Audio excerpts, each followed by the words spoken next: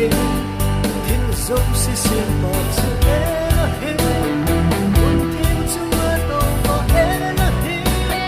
tất cả những ai luôn về Elohim, người đã Abba Elohim, thiên dốc sẽ xiên bọt sự Elohim, con thiên chúa tổ vào Elohim, tất cả những ai luôn về Elohim, người đã Abba